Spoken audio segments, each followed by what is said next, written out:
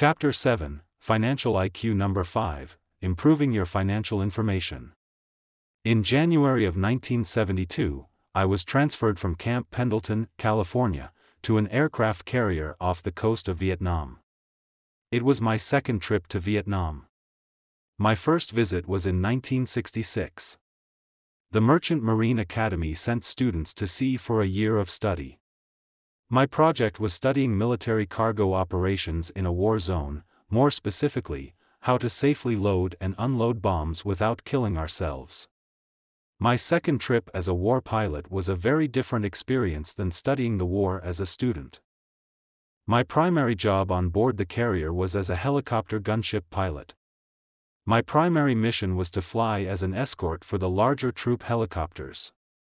Our squadron was made up of mostly troop transport helicopters, the twin-rotor CH-46 and CH-53s, aka Jolly Green Giants. If the zone was hot with enemy fire, the job of the gunship was to protect the troop transport helicopters in the zone. Personally, I was happy to be a gunship pilot. It was a lot better than being a troop transport pilot. Transport pilots had to be extremely brave. They flew large helicopters into a hot zone, just sitting there as troops got on or off. Top secret job. My secondary job was as an assistant to the squadron's top secret information officer. It was an extremely interesting job. For hours on end, we would sit, listen, observe, gather, and process top secret information. At regular intervals during the day and the night, we gave briefings to the commanding officer and his team. Our job was to take raw data from the war and turn it into relevant information. Life or death information. As an information officer, I gained a tremendous respect for information. Prior to Vietnam, I never thought much about the subject. In school, I thought the study of information was a joke. To me, information was just data, mindless facts and figures, dates and times to be memorized in order to pass tests. In Vietnam, information was more important. It could mean life or death for my fellow pilots. Today, I believe that I am a better entrepreneur and investor because of my position as information officer. Today, I know that information can mean life or death in war and the difference between being rich or poor in business. Information more important than life. In the process of preparing to go to Vietnam, we were trained to process infinite bits of information and be able to make split-second decisions under intense pressure. If we did a good job processing the information, we lived. If we didn't, we risked death. Once I realized that my life and the lives of others were dependent upon the quality of information I received, it became more important than even my own life. In a previous book, I wrote about the first day I came under fire in Vietnam. I described the fear as well as the realization that the guy firing at me wanted to go home as much as I did. In the book, I related my crew chief's words of wisdom, reminding me that in war there was no second place. No silver medal. It was gold or nothing. Watching real bullets screaming up at us, I realized school days were officially over. As we flew towards our death, years of training and information were being processed into one decision, one action. The good news is that my crew and I returned home that night. Sadly, the Vietnamese on the ground didn't. There was no second place. The most important asset, a friend of mine who is a Bible scholar often says, without knowledge, my people will perish. Today many people are perishing because they are without knowledge about money. We live in the information age. Even in very remote areas of the world, I have seen young people text messaging while at the same time riding the family's donkey cart. Never before has the entire world been so connected so quickly. Information is the single greatest asset of this era.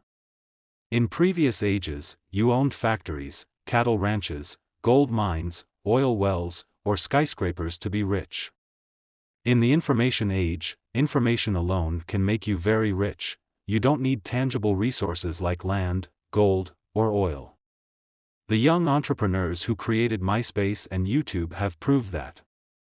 With just a few dollars, some information, and the leverage of technology, these 20-year-olds have become billionaires, likewise. Poor or mistaken information is a liability. Poor information creates poor people. One of the reasons so many people are struggling financially is simply because they have obsolete, biased, misleading, or erroneous information powering their most powerful asset, their brain. Many people who are struggling are doing so because they are using industrial or agrarian age information in the information age. Examples of industrial age information are ideas such as, "I need a good education to get a high-paying job." An example of agrarian age information is, "Land is the basis of all wealth." The 4 ages of humanity. There have been 4 economic ages of humanity. 1. The hunter-gatherer age. During this period nature provided the wealth.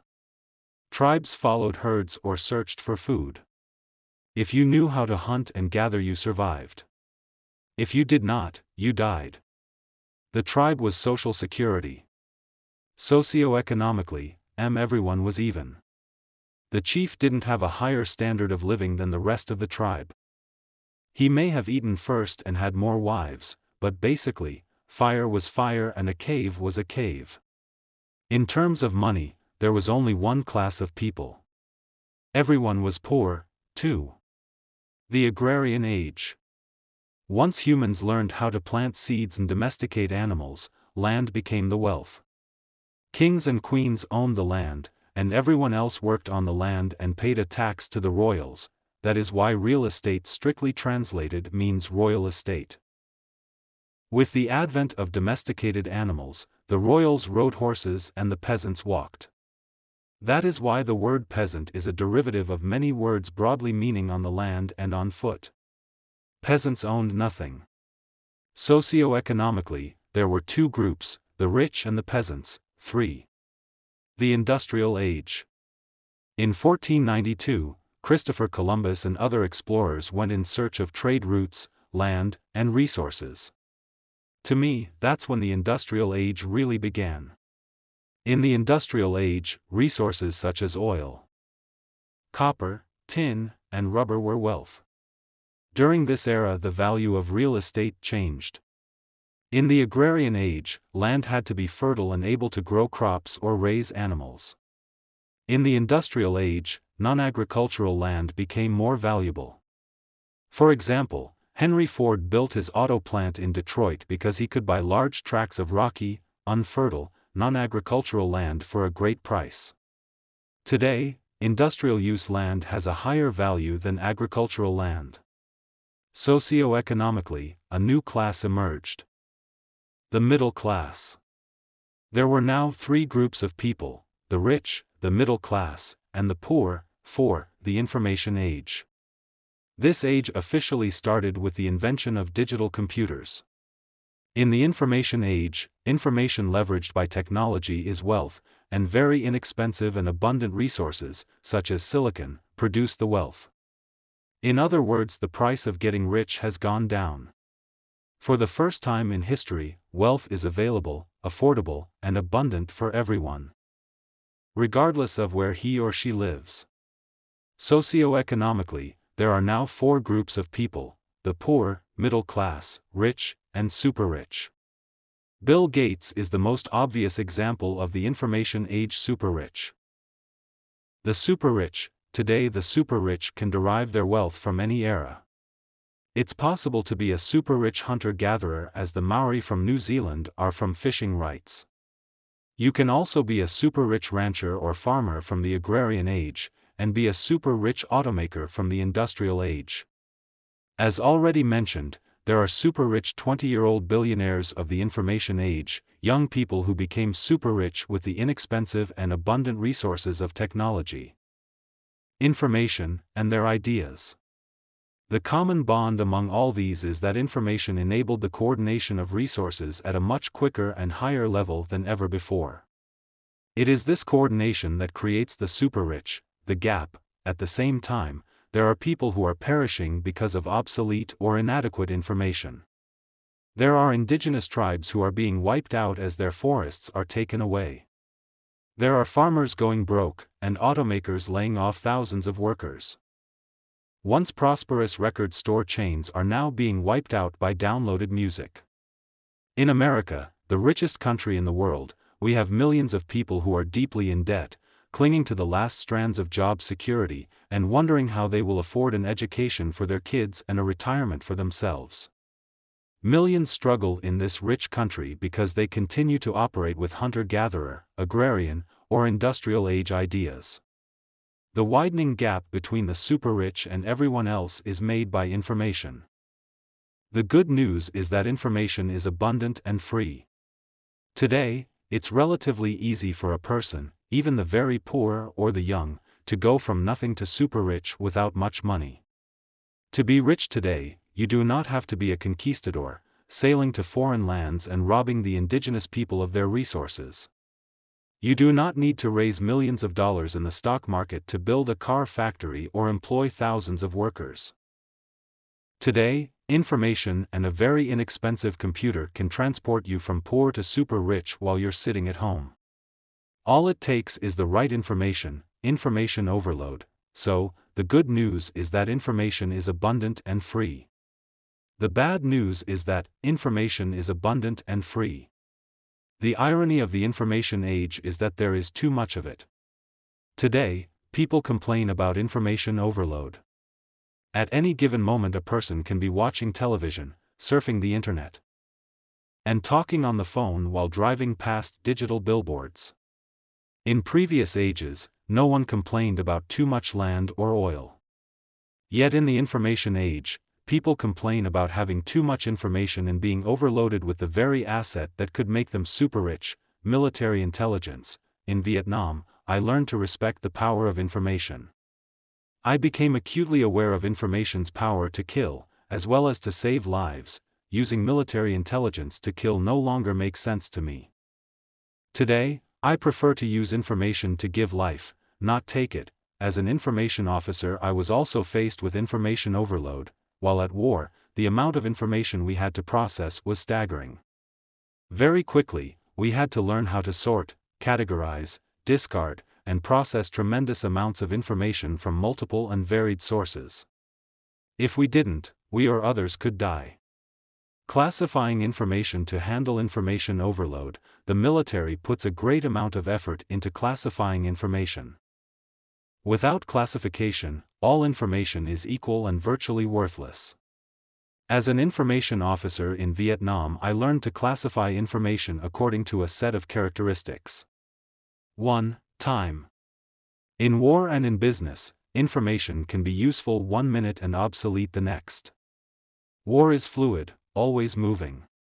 So is business and investing. Enemy troops can be one place today and 100 miles away tomorrow. In business, a business advantage can be priceless today and worthless tomorrow. 2. Credibility. We had to know who the information came from. Were our sources credible and reliable? Unfortunately, in the world of money, most people get their financial information from people they work with or salespeople, people who are struggling for money as well. They may be good, honest people, but they are not credible or reliable sources of financial information. 3. Classification. In the military, I learned to sort information into categories. For example, top secret information was only available to those with top secret clearances. In the world of business and investing, top secret or classified information is known as insider information. When the average investor hears the term, he or she thinks of illegal information, and sometimes it is. Insider information is illegal when a person receives information from someone inside a public company and uses it to buy or sell that company's shares. In reality, all information is inside information. A more important question is, how far from the inside are you? By the time a person hears a hot tip about a company's new product or news that a company is in trouble, people on the inside and close to the inside have already traded on that information. The battle has already been won, and the average investor has lost. Let me make it clear that I do not encourage or condone illegal insider trading on information. The distinction I want to make is about the importance of being on the inside and getting close to the information. One of the reasons I love being an entrepreneur and a real estate investor is because I am a legal insider who can trade on inside information. Since I am not a public company, I can also freely tell my friends what I know and how I am investing. In the stock market, professionals know that amateurs trade on ancient history. That is how professionals make their money. They make money from amateurs. An example is Mr. Average, an investor who gets up, reads the newspaper over a cup of coffee, and notices a news release from his favorite public company. He then calls his broker or goes online to make his trade. Even though the information may only be a few hours old, Mr. Average is already in a losing position. Mr. Average is late to the party because he was never invited. He is not on the inside. He is an outsider. One of the main reasons Rich Dad encouraged me to develop my financial intelligence is so I could have access to inside information. The closer to the inside your information, the richer you become. 4. Relative information. Watching battlefield information change day by day, we as information officers were able to interpret past and present information to forecast future information. For example, if we knew that enemy troops were in one position on Tuesday, another position on Wednesday, and another position on Thursday, we could begin to predict where they were going and what their objectives might be. In other words, we had to know how information related to other information. In the world of business and investing, this past, present, and future information gathering is known as watching the trends. 5. Deceptive information. In war, the enemy would often try to deceive us by sending deceptive information. They occasionally did this by using diversionary tactics. For example, they might move a large number of troops and equipment, making a lot of noise and dust, just to distract us from their real motives and objectives. Or they allowed us to capture one of their troops who provided erroneous information. Or they used a spy, someone we thought was on our side, to provide us with inaccurate information. The pump and dump business and investing are rampant with deceptive information. An entrepreneur and investor must be constantly vigilant and on guard against deceptive information. For example, many times a financial expert will tell you something and then do the opposite. This person may go on television and say he is bullish on a stock and is buying it. This bit of information causes other people to buy the stock, driving the stock price up. Once the price is up, the person who recommended the stock sells and takes a huge profit. This is known as the pump and dump. The sleight of hand. Another form of deception is known as the sleight of hand, a technique named after a magic trick. When a magician taps on his top hat, your eyes are drawn to the hat and away from what he is doing with his other hand behind his back. In business, consumers are often deceived the same way. For example, a box of cereal may boldly say, low fat. A consumer worried about gaining weight thinks this is a good cereal for them. Upon closer inspection of the fine print, however, you find the cereal is low in fat but excessively high in sugar. In investing, a mutual fund may advertise, highest returns of all funds.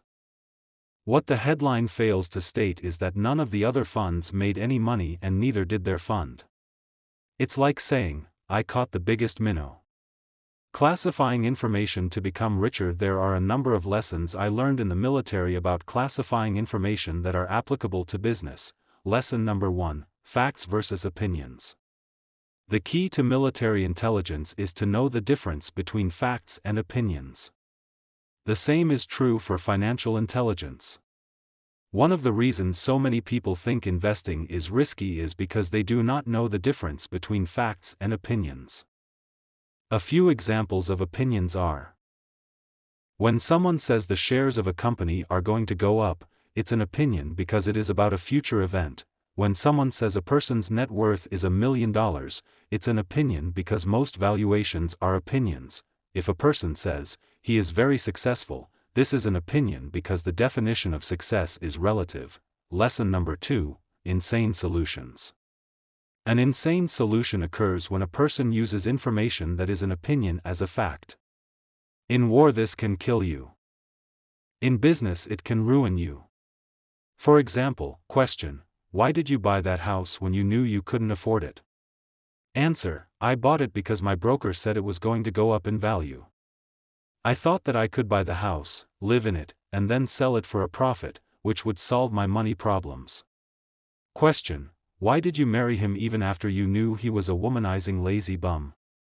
Answer, well, he was so cute. I was afraid I would lose him. I did not want anyone else to steal him from me. So even though I knew he fooled around and did not like to work, I thought that after we got married and had kids, I could change him. Question, why did you stay at a job you hated for so many years? Answer, I thought I might get promoted. Question, why do you invest in those mutual funds? Answer, because my supervisor told me to.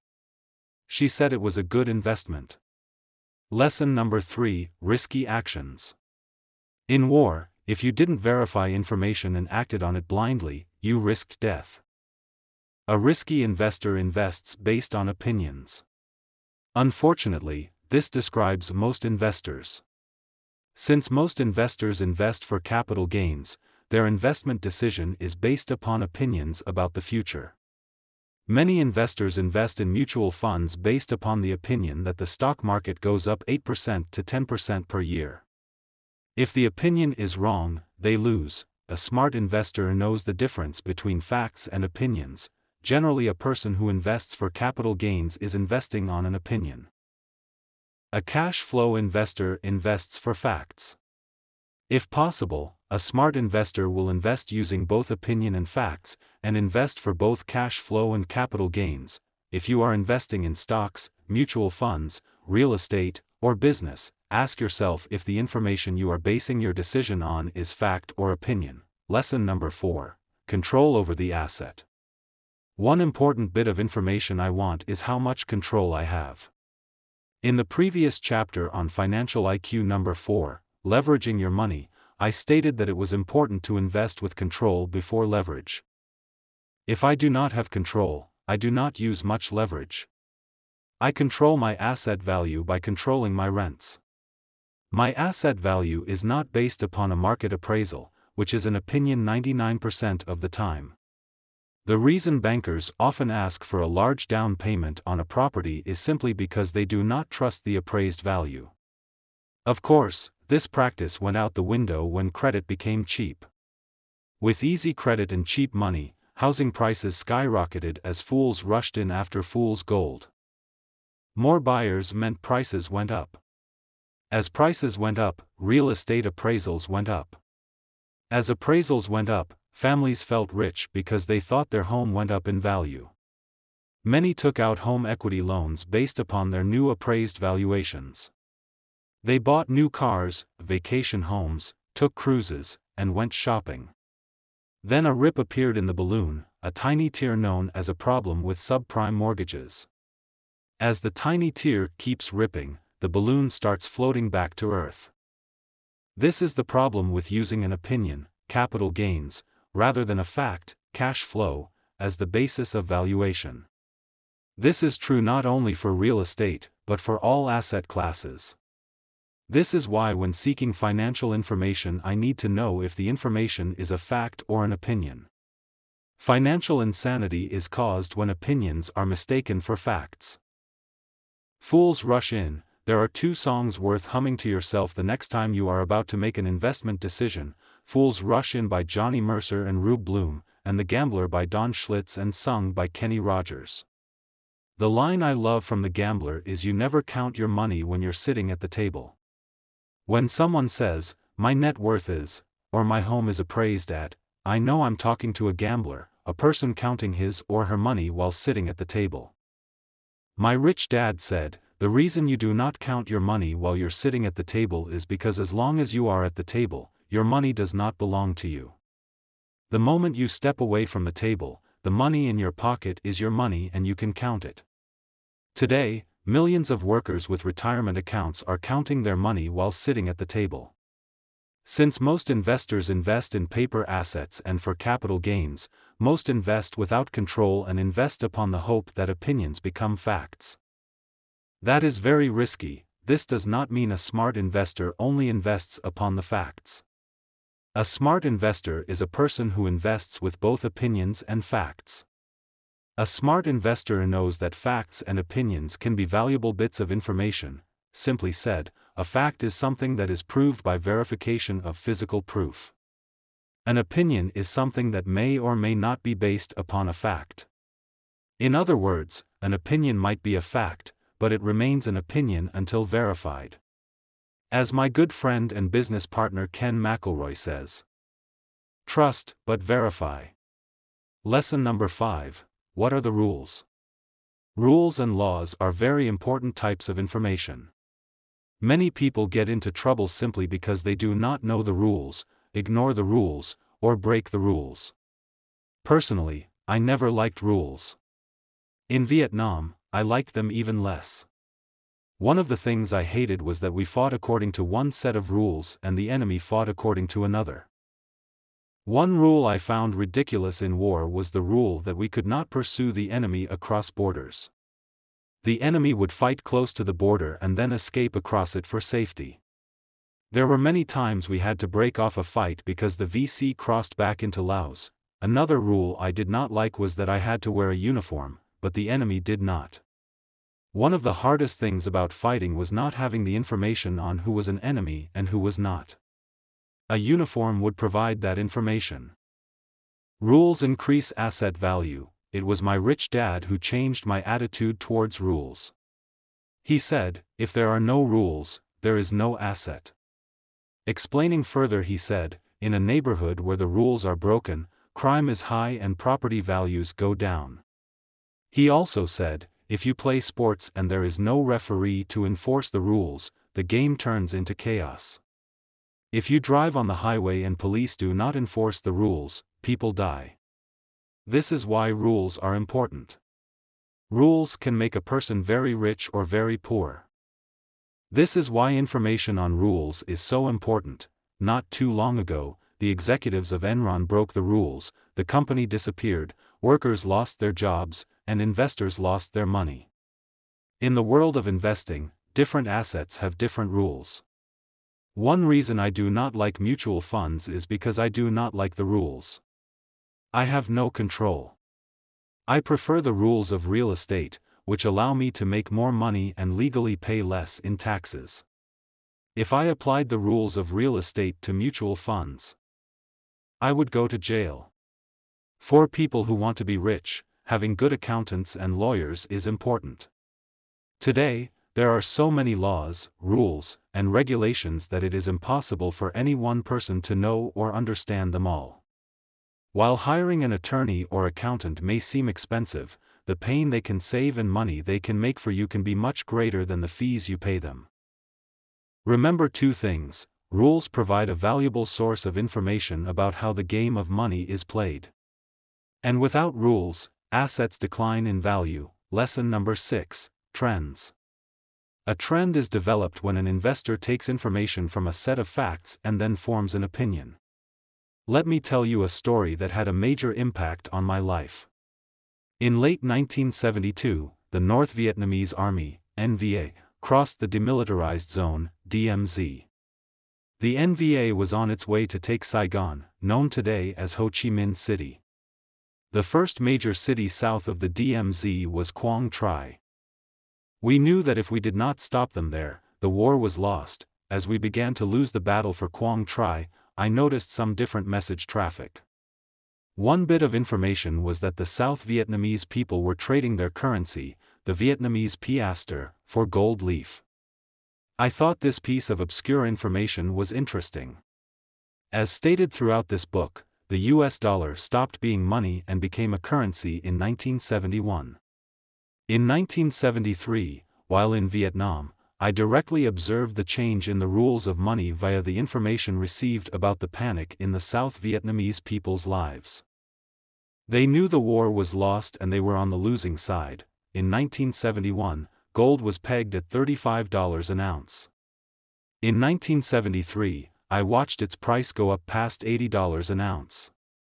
As the North Vietnamese began their march south, fear was approaching a panic level. The rich who sided with the US were getting ready to run. Instead of clinging to the piastre or US dollars, they were buying all the gold they could get their hands on. One intelligence report I received stated, confidence lost. People ready to flee. Trading dollars and piastres, for gold. Sitting in the top secret room, I realized that people wanted gold. I assumed they knew gold would buy them passage to another country. I could feel their anguish. They knew that gold could save their lives. I knew the facts. The US was losing the war. The enemy was taking ground. Internationally, the dollar was dropping and gold was going up in price. From the intelligence report, I knew the South Vietnamese people were panicking and dumping their currency to buy gold. To me, this trend was an investment opportunity. I used it to form an opinion. A few days later, a friend and I flew north, just behind enemy lines, hoping to buy some gold. Our opinion was the Vietnamese gold miners would be desperate to sell to us their gold since the NVA had just overrun their village. Our opinion was the miners would jump at the opportunity to take our US dollars. Our opinion was we would be in a good position to buy gold at a discount.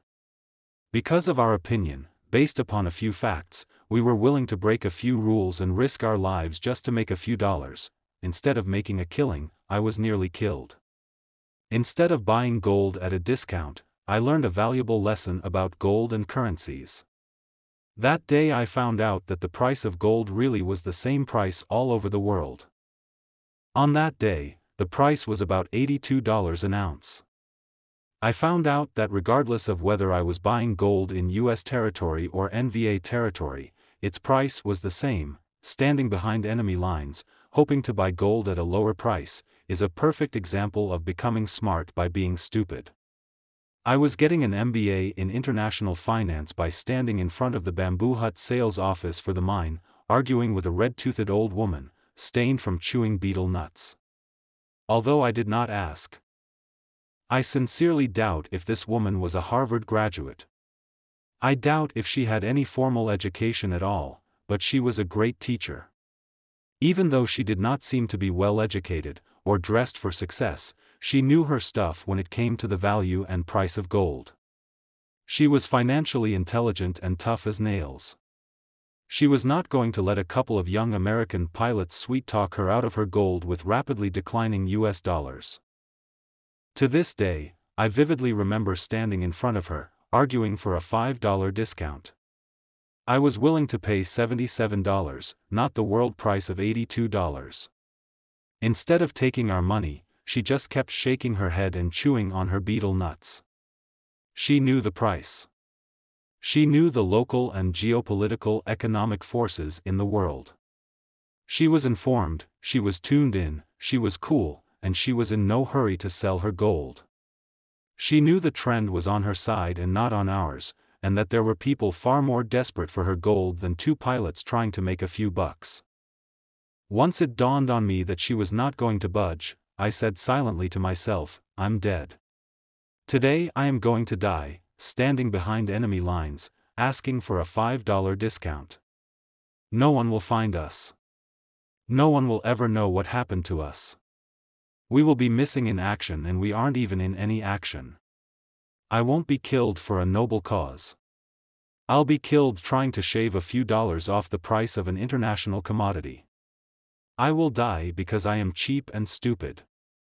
If I stand here any longer, I will be shot in the back, arguing with this woman for a discount. I'm so stupid that I deserve to die. The trend is your friend. There were 3 lessons I learned that day. 1 was the power of global markets. A global market means the price is the same all over the world. Gold is priced in international markets.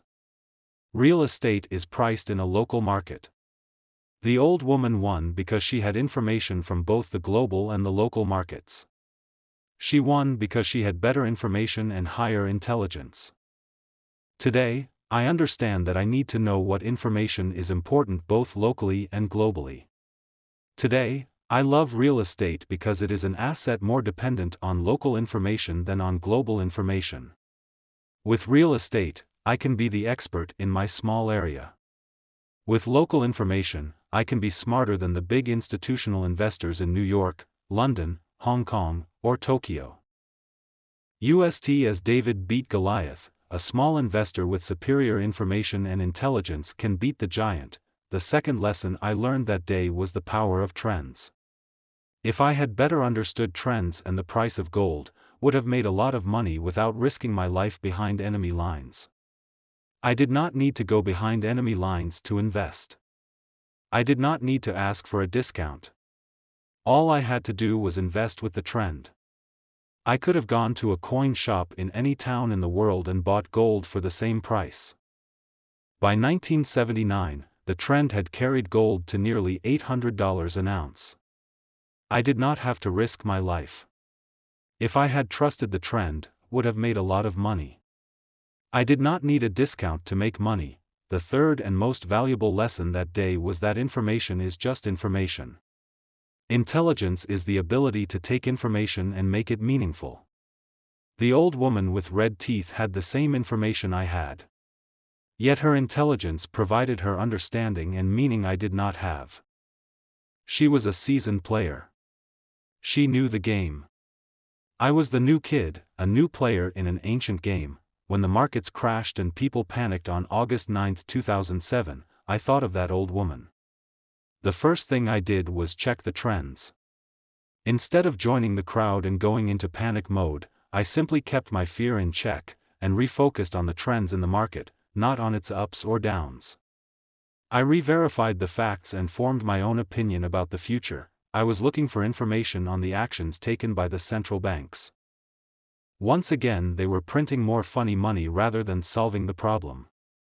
When I learned the facts, that international central banks were injecting cash into the crashing markets, I knew my opinion that the purchasing power of the dollar would continue to trend down was still sound. Today, instead of diversifying, I prefer to focus on a few small assets, notice a trend, and invest with the trend. Since I know a trend can reverse and change direction, I do not blindly invest for the long term. The information age is about change and I need to be flexible, not a robot. Some of the trends I am investing in today are trends in oil. As you know, the more China, India, and Eastern Europe become westernized, the more the demand for oil goes up. Even with the rush to find alternative sources of power, oil will continue to be a primary source of power for years to come. As much as I do not like the environmental damage oil causes, the harsh reality is we all use it, even the most devoted environmentalists. I believe the long-term trend for the price of oil is up, possibly as high as $200 a barrel in the near future. This high price will have serious repercussions upon the world economy, which will later lead to other trends worth following as alternative energy technology, such as solar power, makes advances. Trends in silver. I believe silver is the best investment in 2007. I believe it is a better investment than oil. There are two reasons I say this. The first reason is because silver is consumable industrial metal. This means it's used up. Silver is the metal of choice for electronics. It is used in computers, cell phones, television sets, and other gadgets. It is estimated that 95% of all silver is already consumed. It is becoming scarcer. Gold is different. It is estimated that 95% of all gold ever found is still around. Instead of being consumed as silver is, gold is hoarded. In many ways, this makes silver more valuable than gold. The second reason is because silver is also a precious metal, a form of money. As the dollar drops in purchasing power, more people will look for anything that represents real money or at least holds its value. As I write, silver is very cheap when compared to gold. It is approximately $13 an ounce while gold is approximately $600 an ounce. Historically, gold has been only 14 times the price of silver, which means if silver were $10 an ounce, gold would be trading at $140 an ounce. At today's prices, gold and silver are trading at a differential of 50 To me, based on historical trends and the fact that silver is a consumable metal, it has a greater opportunity to go up in price. About a year ago, many stock exchanges made silver exchange-traded funds, ETFs, available for the investor who did not want to hoard silver coins and bars or invest in silver mining stock. The silver ETF made it easier for investors to invest in silver. A silver ETF is like the old US money, a piece of paper backed by silver, known as a silver certificate. The difference is an ETF can go up and down with the fluctuations in the world price of silver. I believe the addition of the silver ETF means the world is getting ready to start hoarding more and more silver as the purchasing power of world currencies continues to go down. That silver is a consumable and precious metal makes it the investment opportunity of the decade. The reports are that there is less than 300 million ounces of silver left on Earth. This means that the world may run out of it by the year 2020. Because of this, a few silver bugs feel that silver will become as expensive as gold in a few years. I do not think it will go that high. Yet, due to the supply and demand trends, I believe silver is a once-in-a-lifetime opportunity. Today it's a cheap, low-risk investment anyone in the Western world can afford. That is why I watch the trends and purchase silver anytime the silver market drops in price. Of course I could be wrong, so it is best to do your own research and find your own information before investing in this trend. Trends in housing. One of the reasons for the high price of commodities is that the world needs and wants more housing. For example, demand for concrete in China caused a shortage of concrete in the US, which caused the price of concrete to skyrocket. One of the reasons I love investing in apartment houses is that, rich or poor, people will pay for a roof over their head. In America, the population is expected to grow from 300 million to over 400 million in the next 2 decades. So I believe the price of housing will continue to trend up. As real estate becomes more expensive and difficult to afford, and as wages come down, I believe these trends will cause more people to be renters. One of the reasons Kim and I did not panic during the August 9, 2007, crash is because we rent out real estate for cash flow. We do not sell real estate. People who invest for capital gains are people who buy to sell real estate. When the subprime mortgage market collapsed, sellers panicked. People who invested for cash flow, those who rent property to others, didn't panic. In fact, they saw opportunity. In down markets, there are more renters than buyers, so a crash is generally good for landlords but not sellers. The old woman chewing on betel nuts and selling gold knew that panic was going to make her rich. The trend was her friend. People who rent their property know that the trend is their friend. For those who sell property, or are counting on their property to appreciate in value, the short-term trends may work against them.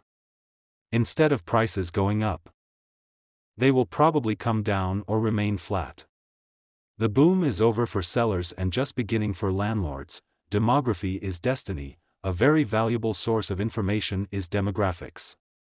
As the saying goes, demography is destiny. In other words, just watch people, as I did in Vietnam, and you'll know which way to invest. Once I knew that when people panic they buy commodities with their currency, I had very valuable information for basing my opinions on trends. As gold went below $400 an ounce, I started to buy a little and began buying a lot when it hit $275 an ounce. Then the price began to head back up. In other words, I followed the trend down and bought a lot once the trend reversed. One of the reasons I like gold and silver is because there is always a market for it. It is relatively liquid, and if I need cash, I can get cash pretty quickly. Less liquidity, more information in real estate. The trend is a large percentage of baby boomers retiring to Arizona and Nevada. So I invest in those states. Due to the loss of jobs in Detroit, people are moving out of Detroit, which is pushing housing prices and rents down. It will be a number of years before that trend changes. Since real estate is much less liquid than gold, silver, and stocks, I need to be much more cognizant of trends. After August 9th, 2007, many homeowners, flippers, and real estate developers with overpriced condos are finding it hard to become liquid again. Instead of selling to get out, all most can do is watch helplessly as the value of their real estate sinks into the sunset. The lesson is, the less liquid an investment, the more trend information you need. Many people bought high and now are faced with selling low. An astute investor knows how to follow trends in order to buy low and sell high. The financial bird of prey. Every time I see developers' construction cranes sitting on high-rise condos, I know the end of the trend is near. Whenever you see construction cranes, aka birds of prey, sitting on the skyline, you know the boom is about to bust. It means that the cycle has peaked, and, generally, there is nowhere to go but down. The next time you see more than 2 construction cranes on the skyline, start selling any piece of real estate you do not want. History and cycles. A final thought on trends is the importance of history and cycles. Having survived a number of up and down markets, I have learned a lot from history. There is one historical financial trend I believe is worth watching. That trend is the 20-year cycle between stocks and commodities. As a person who sailed for an oil company and flew helicopters in search of gold, I became curious about why the prices of commodities went up as stock prices came down. A few years ago, I came across a book written by one of my favorite financial authors, Jim Rogers, entitled Hot Commodities.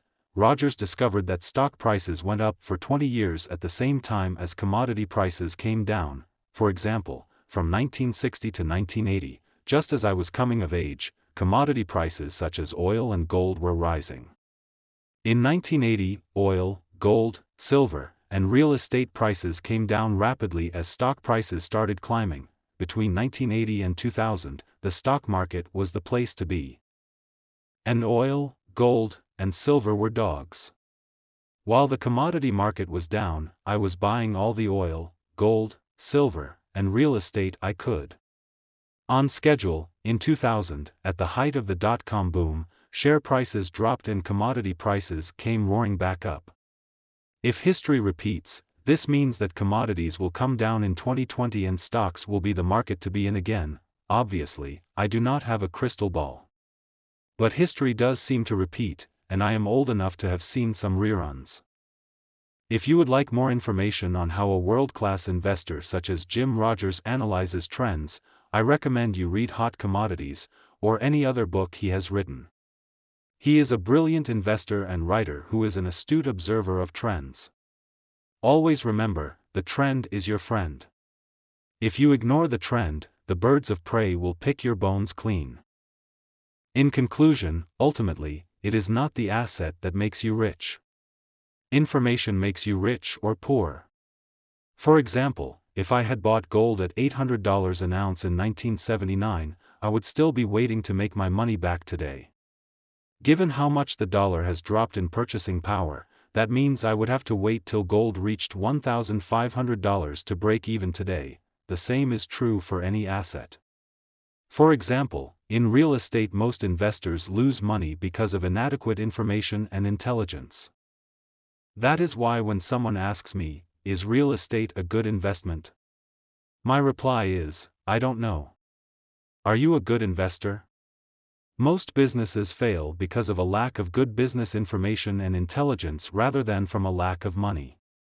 When people ask me, I have a great idea for a new business, and I'm looking for some money, would you be interested in investing in my new company? My reply is, I don't know. How many successful businesses have you started? As it turned out, volunteering to fight in Vietnam was one of the smartest things I ever did. If I had not volunteered, I would never have met that old woman chewing betel nuts. That day, standing behind enemy lines, she taught me a very important lesson. She won because she knew the price of gold had nothing to do with the value of gold. By understanding value, she knew why people were buying and why gold was important to them. That day I learned that it is not the asset that makes you rich, it is information and intelligence that makes you rich. If I can lose money investing in gold, which is real money, I can lose money in anything. That day I vowed to become smarter because she taught me that it is information and intelligence that makes me rich, not the gold.